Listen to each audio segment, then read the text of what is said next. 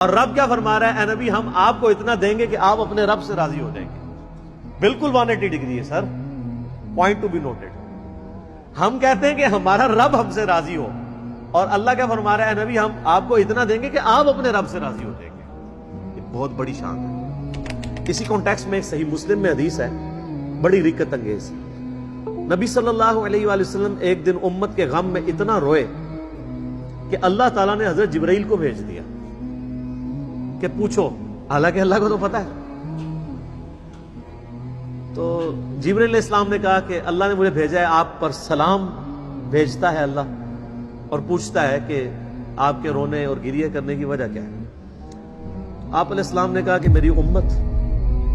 پھر آپ علیہ السلام نے سورہ ابراہیم کی آیات تلاوت کی کہ حضرت ابراہیم نے کہا تھا، اللہ جو نیکوکار بندے ہیں وہ میرے ہیں، اور بروں کو تیرے کھاتے میں ڈال دیا کہ تو جانے ان کا معاملہ۔ پھر نبی صلی اللہ علیہ وسلم نے سورۃ المائدہ کی تلاوت کی کہ قیامت الدین عیسیٰ علیہ السلام کہیں گے کہ اللہ جب تک میں ان میں موجود رہا ان پر گواہ تھا، اگر میرے بعد انہوں نے شرک کیا تو یہ تو جانے اور تیرا کام۔ جبکہ اے اللہ میں یہ نہیں کہتا، میں تو کہتا ہوں میری امت۔ یعنی حضرت ابراہیم بھی اپنی نافرمان امت سے اعلان برات کر رہے ہیں، حضرت عیسیٰ علیہ السلام، اور نبی علیہ السلام کہہ رہے ہیں کہ میں تو اپنی امت کی فکر میں ہوں۔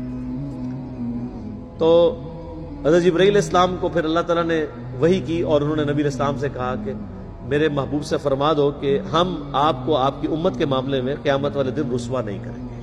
یہ وہی چیز ہے، وَلَسَوْفَ يُعْطِيكَ رَبُّكَ فَتَرْضَىٰ، ان قریب آپ کا رب اتنا آپ کو دے گا کہ آپ اپنے رب سے راضی ہو جائیں گے۔ وہ دینا کیا ہے؟ مقام شفاعت۔ آپ صلی اللہ علیہ وآلہ وسلم کی شفاعت کی برکت سے امت کے گنہگار لوگوں کی بخشش ہو جائے گی انشاءاللہ تعالی۔ اللہ تعالی ہم سب کو قیامت والے دن اپنے محبوب صلی اللہ علیہ وآلہ وسلم کی شفاعت نصیب فرمائے۔ آپ صلی اللہ علیہ وآلہ وسلم اور آپ کے اہل بیت کے ساتھ قیامت والے دن ہمیں محشور فرمائے، آمین۔ تو آپ کا رب ان قریب آپ کو اتنا دے گا کہ آپ اپنے رب سے راضی ہو جائیں گے۔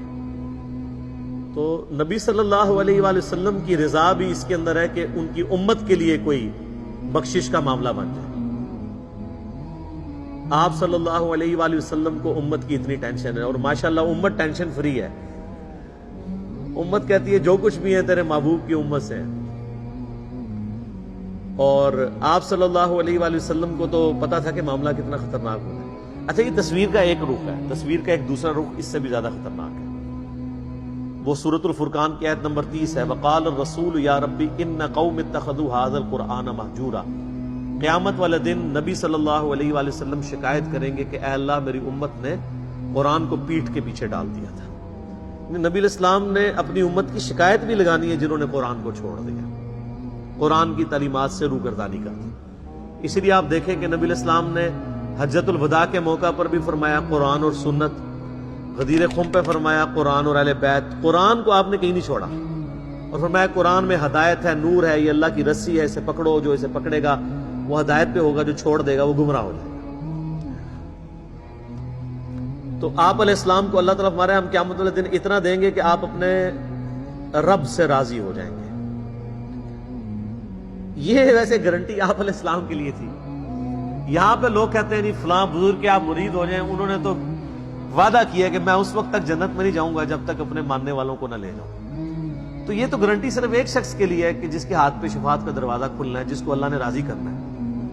آپ کے بزرگ بابوں کو راضی کرنے کی کوئی اللہ نے گارنٹی نہیں لی ہوئی ہے، وہ تو اپنی بھی مغفرت کروا لیں تو بڑی بات ہے۔ اللہ پہ کسی کی کوئی دھونس نہیں ہے۔ ٹھیک ہوگا جی؟ اللہ تعالیٰ سے دعا ہے جو حق بات میں نے کہی، اللہ تعالیٰ ہمارے